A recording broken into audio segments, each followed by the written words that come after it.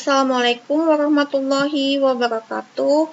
Puji dan syukur atas kehadiran Allah Subhanahu wa Ta'ala yang telah memberikan kita kesempatan untuk bertatap muka secara daring dan juga memberikan kita kesehatan sampai saat ini.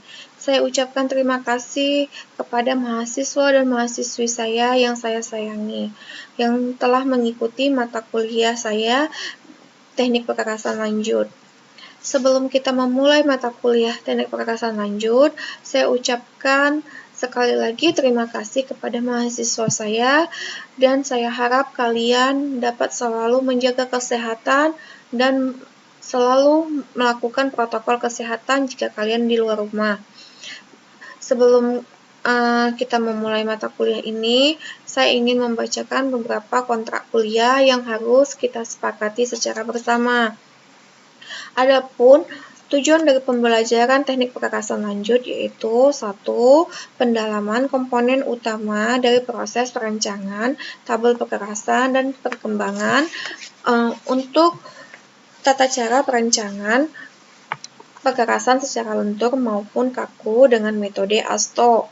Yang kedua, pengenalan dan penerapan tata cara perancangan, manajemen, kontrol, kualitas, dan monitoring perkerasan jalan secara mutakhir yang didasarkan pada analisis struktural.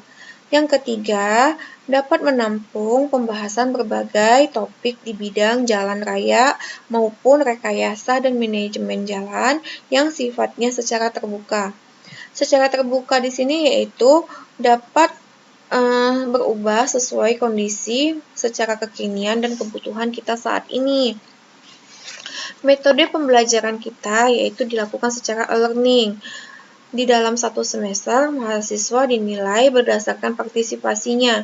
Partisipasi yaitu dari keaktifan mahasiswa, terus mahasiswa yang dapat mengikuti mata kuliah secara tepat waktu dalam menuliskan absen dengan e-learning.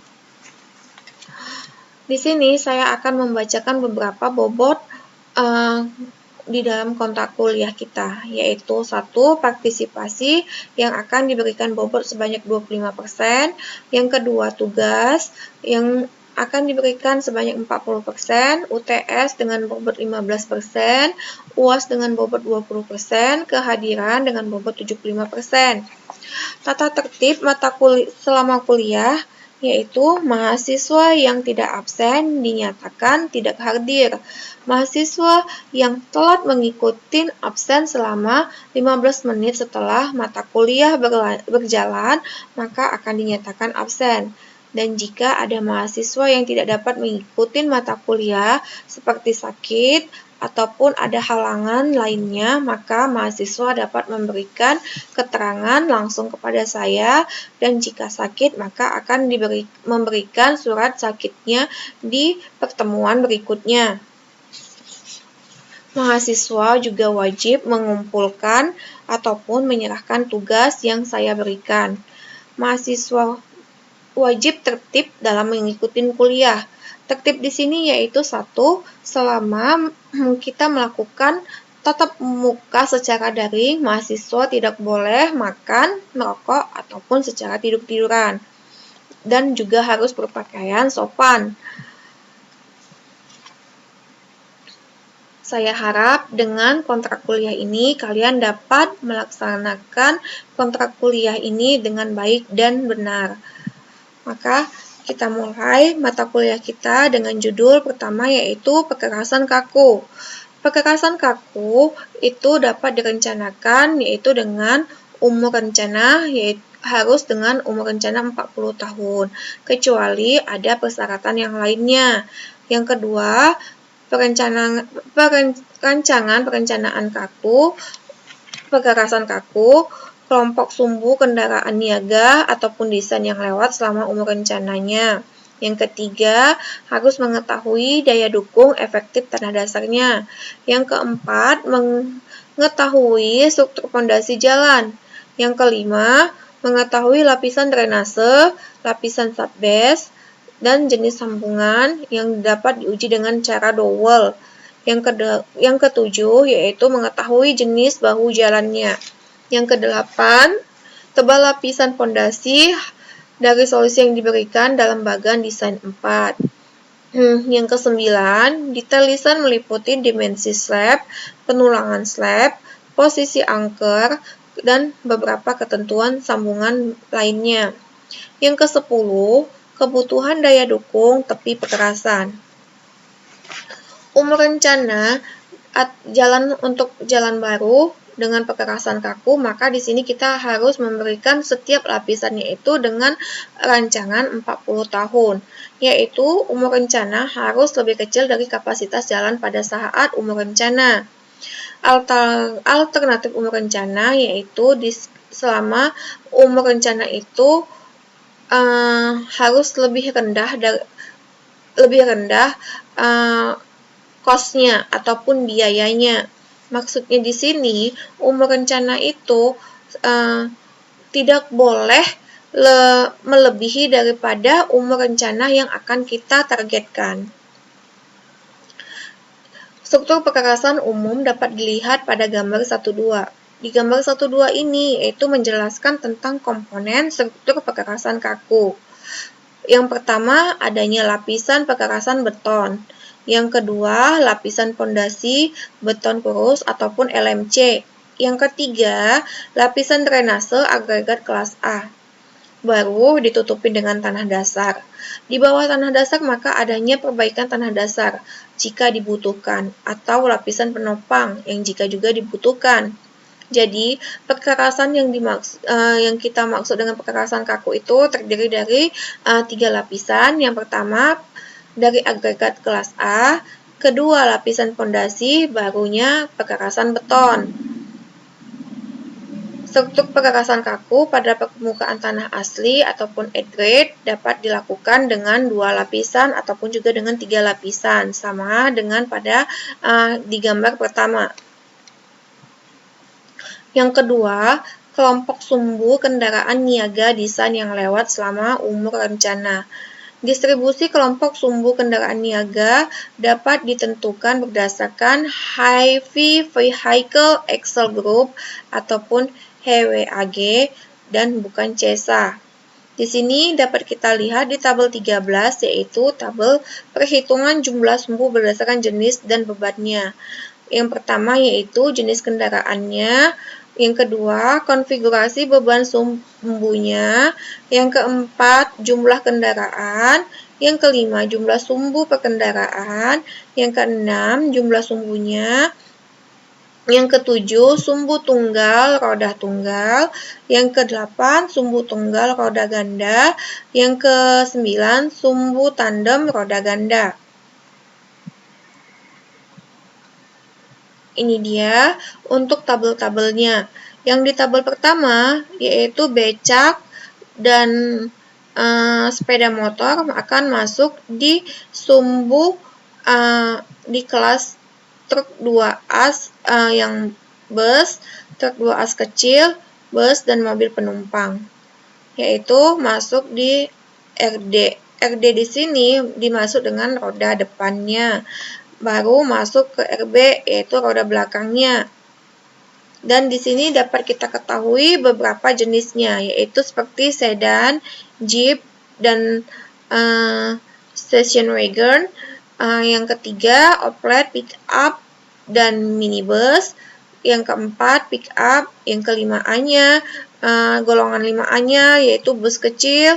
Golongan 5D kita masukkan ke bus besar, 5B-nya bus besar juga masih, tapi dengan kapasitas di sini dapat kita lihat antara perbedaan 5A, 5B, yaitu dari sumbu tunggal roda tunggal atau sumbu tunggal roda gandanya. Yang ke-6B-nya sama seperti yang tadi, yaitu truk sedang dengan 2 sumbu. Yang 7A-nya juga begitu, dengan truk 3 sumbu. 7B-nya truk gandeng, 7C-nya dengan truk semi-trailer. Dan di 8, golongan 8 kita masukkan di sini yaitu kendaraan tidak bermotor seperti becak. Ini seperti yang tabel tadi, maka kita dapat di sini ada yaitu jenis kendaraan dan jumlah kelompok sumbu. Satu seperti tadi, jenis truk dengan 2 sumbu, yaitu memiliki 6 ban dimasuk dengan golongan 6B dan 1/2H dengan kelas 5 dan 2 kelompok sumbu. Begitu juga dengan truk 3 sumbu, golongan 7A, 7A1, 7C1, 7C2, sampai dengan truk gandeng 5 sumbu, yaitu gelombang 7B2. Baru sebelum kita menghitung perencanaan rancangan perkerasan lentur, maka kita perlu adanya yaitu disebut dengan Vehicle Damage Factor ataupun FDF. FDF ini yaitu dengan cara metode bina marga, yaitu faktor daya rusak kendaraan. Apakah yang dimaksud dengan faktor daya rusak kendaraan? Yaitu perbandingan antara daya rusak oleh muatan sumbu suatu kendaraan terhadap daya rusak oleh beban sumbu. Standar perbandingan tidak linear, melainkan eksponensial. Maka FDF di sini dapat dinyatakan dengan rumus beban sumbu kendaraan dibagi dengan beban sumbu standar, maka akan dipangkatkan dengan 4. Maka dapat diketahui FDF yaitu 4 bagi 5 kali 3 pangkat 4. P di sini maka dinyatakan yaitu sumbu pada roda kendaraan. Jika sumbu roda kendaraan dengan berat P 6 ton, maka nilai FDF-nya yaitu 1,6425. Sedangkan jika P dengan nilai 10 ton dengan sumbu roda ganda, maka nilai FDF-nya 2,2555. Sampai di sini saya harap kalian dapat pahami dan juga mengerti di mana perbedaan sumbu tunggal dengan sumbu roda ganda. Dan di sini ada juga sumbu tandem roda ganda.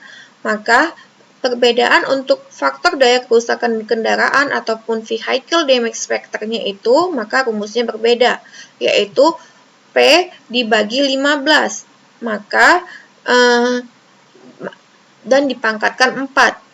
Jika P-nya 18 ton, yaitu maka nilai FDF-nya 2,0362. Sedangkan jika FDF-nya tuh 18 ton, maka FDF-nya 2,3.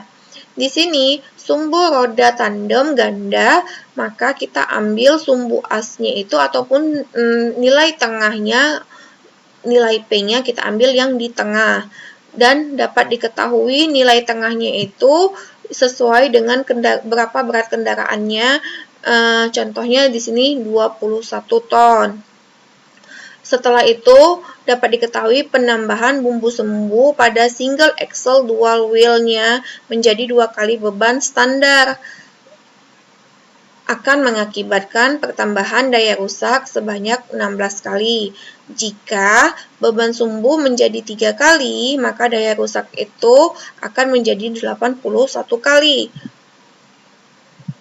Ini dia tabel yang untuk nilai-nilai sumbu tunggal roda tunggal, sumbu tunggal roda ganda, sumbu tandem roda tunggal, sumbu tandem roda ganda, sumbu triangle roda ganda. Di sini dapat kita isikan berapa nilai vehicle damage factor-nya.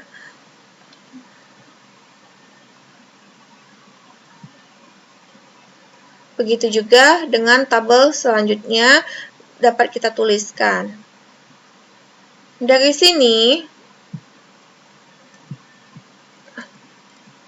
sampai di sini saya harap semua mahasiswa saya yang hadir di pertemuan kuliah pertama ini dapat memahami dan mengerti apa perbedaan dari sumbu tunggal roda tunggal, sumbu tunggal roda ganda, sumbu tunggal tandem roda tunggal, sumbu tandem roda ganda, sampai dengan sumbu tridem roda ganda, dan juga cara menghitung untuk vehicle damage factor-nya. Sampai sini saya ucapkan terima kasih. Dan jika ada pertanyaan, saya persilahkan dengan segala hormat. Saya akhiri dengan Assalamualaikum warahmatullahi wabarakatuh.